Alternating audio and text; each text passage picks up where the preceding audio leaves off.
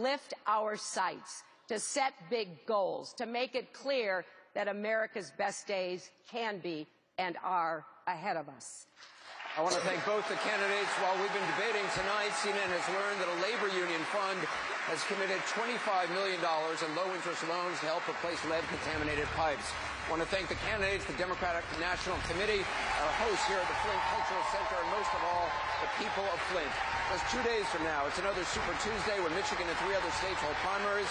We'll have all-day coverage. On Wednesday, we'll simulcast the next Democratic presidential debate.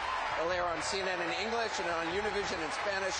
And on Thursday, CNN hosts a Republican presidential debate in Miami, the last one before the critical Florida primaries. We'll have full analysis of tonight's debate in 1 hour. Right now, please stay tuned for the premiere of a brand new CNN original series about great American presidential races. Here is the race for the White House.